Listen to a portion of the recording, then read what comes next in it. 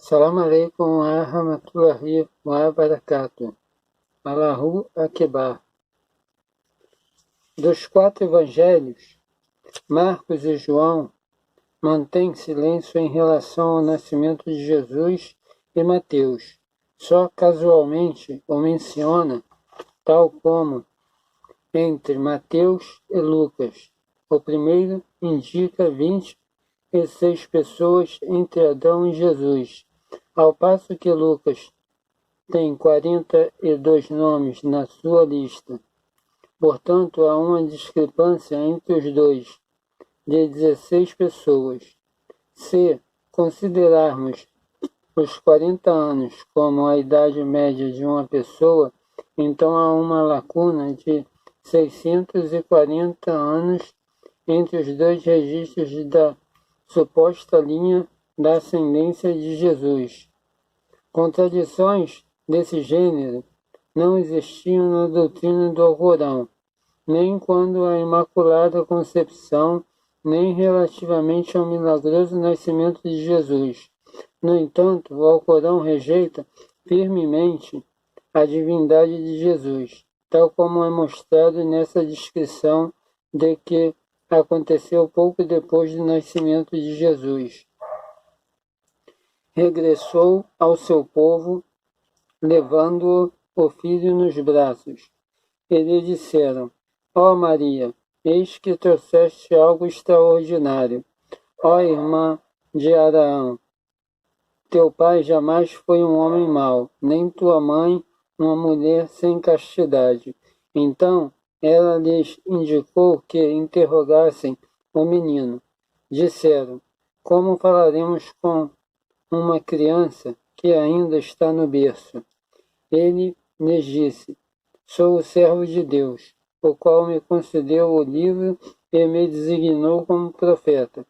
Faz-me abençoado onde quer que eu esteja, e me recomendou a oração, e a pagar do zacate enquanto eu viver.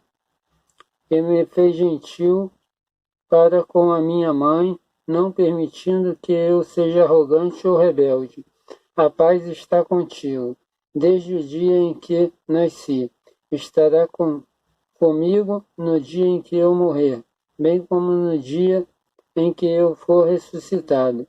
Este é Jesus, filho de Maria. É a pura verdade, do qual divulgam e duvidam.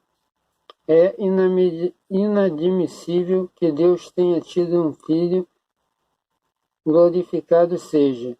Quando decide uma coisa, basta dizer-lhe seja e é. Alcorão 19, 27 e 35. O nascimento de Adão foi um milagre, uma vez que nasceu sem pai nem mãe, mas o nascimento de Eva foi um milagre maior do que o nascimento de Jesus, pois também ela nasceu sem uma mãe. O Alcorão diz: o exemplo de Jesus ante Deus é idêntico ao de Adão, que ele criou do pó, então lhe disse, seja, e foi. Alcorão 3:59. É muito importante examinar a vida de Jesus no contexto de que estava a acontecer a nível político e social na sociedade em que ele nasceu, pois era um tempo de grande desassossego no mundo judaico. Ao longo de sua história, os judeus têm sido espezinhados pelos invasores, um a seguir ao outro, numa série de invasões que serão examinadas como um pormenor mais à frente. Além disso, devido às derrotas e ao abandono delas resultante, a chama do ódio manteve-se sempre a arder nos seus corações.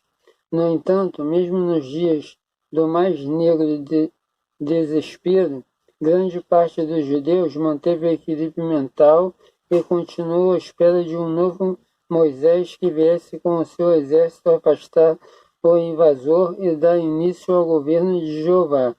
Esse seria o Messias, ou o anunciado. Sempre existiu uma parte da nação judaica que idolatrava todas as auroras e desfraldava as velas qualquer que fosse o vento na ocasião. de maneira a tirar o maior proveito mesmo de um mau negócio. Assim, adquiriram fortuna e posição tanto temporais como religiosas, mas eram odiados pelos restantes judeus e considerados como traidores. Além destes dois grupos, havia um terceiro agrupamento de judeus que diferia profundamente dos princípios. Refugiavam-se no deserto, onde podiam praticar a religião de acordo com a Torá e se preparavam para combater os invasores sempre que a oportunidade surgisse. Durante este período, os romanos fizeram muitas tentativas falhas para descobrir os seus esconderijos, mas o número destes patriotas continuou sempre a crescer. A primeira vez que temos conhecimento deles é de Josefeus, que apelida estes três grupos de judeus de fariseus, saduceus e essênios, respectivamente. A essência dos essênios era conhecida, mas sem grande pormenor, não sendo mencionados nenhuma vez nos evangelhos. Então, subitamente, os documentos conhecidos como pergaminhos do Mar Morto vieram a lume das montanhas do Jordão, perto do Mar Morto, descoberta que desabafou sobre todo o mundo intelectual e eclesiástico como uma tempestade. A história de como estes documentos foram encontrados precisa ser contada. Em 1947, um rapaz árabe, enquanto apacentava o seu rebanho perto de Qumran, notou que lhe faltava uma das ovelhas e, como tal, decidiu subir a montanha mais próxima à procura do animal que lhe faltava. Durante a busca, chegou à boca de uma caverna, onde pensou que a ovelha tinha entrado. Atirou um calhau para o interior e esperou ouvi-lo bater em pedra. Em vez disso, o calhau provocou um estalido, como se tivesse atingido um pote de barro, e o rapaz pensou que talvez tivesse tropeçado num tesouro escondido. Na manhã seguinte, voltou à caverna e entrou, levando um amigo para ajudá-lo. Porém, ao invés do tesouro, encontraram alguns potes de barro entre olaria partida. Levaram um deles ao acampamento onde estavam a viver, mas ficaram amargamente desapontados ao verem que tudo o que tinham encontrado foi uma coisa suja e cheirando a pergaminho de couro que desenrolaram até chegar a uma ponta à outra da tenda. Era um dos pergaminhos que mais tarde foram vendidos por $4 milhões. Os rapazes venderam a um cristão chamado Cando, um sírio, por algumas libras. Cando era um sapateiro e estava apenas interessado na pele, que lhe poderia servir para preparar sapatos velhos. No entanto, o sapateiro reparou que a folha de couro estava escrita com letras que ele não conhecia. Após uma observação mais cuidada, decidiu mostrá-lo ao bispo primaz, sírio do mosteiro de São Marcos, em Jerusalém. E estas duas figuras sombrias carregaram então o pergaminho de país em país na esperança de ganhar dinheiro. No Instituto Oriental Americano do Jordão, verificaram que o pergaminho era a mais antiga cópia do livro de Isaías, do Antigo Testamento.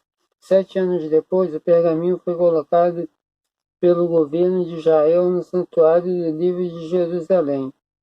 Numa estimativa incerta, existem cerca de 600 cavernas na encosta sobranceira ao leito do rio. Ora, nestas cavernas viviam os essênios, uma comunidade de pessoas que tinha renunciado ao mundo, tendo em vista que o verdadeiro judeu apenas podia viver sob a soberania de Jeová, e não lhe era permitido obedecer a nenhuma autoridade, exceto a dele. Portanto, segundo as suas crenças, um judeu vivendo sob outro domínio e reconhecendo o imperador romano como senhor absoluto, cometiam um pecado.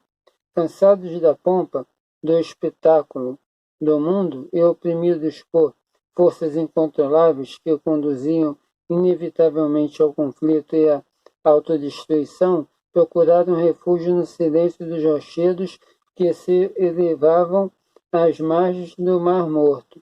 Recolhiam-se à solidão das cavernas na montanha, a fim de se poderem concentrar, levando uma vida de pureza, e conseguiam assim ganhar a salvação. Ao contrário de muitos dos judeus do templo, não usavam o Antigo Testamento para ganhar dinheiro, mas tentavam viver segundo os seus ensinamentos. E com esta vida esperavam alcançar perfeição e santidade.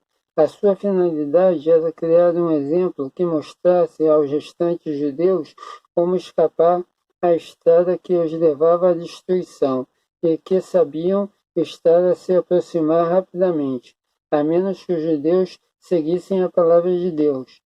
Escreviam canções gnósticas, o que devia ter agitado os corações das pessoas mais profundamente do que as palavras, por si só, pudessem exprimir. Uma vida gnóstica é como uma embarcação numa tempestade. Diz uma canção: noutra um gnóstico é destruído como um viajante numa floresta cheia de leões, cada um com a língua afiada como uma espada. Não se esqueça de se inscrever no canal, de deixar o seu like, de ativar o sininho de notificações para receber mais vídeos, de compartilhar o vídeo com seus amigos e de deixar um comentário. Salam aleikum.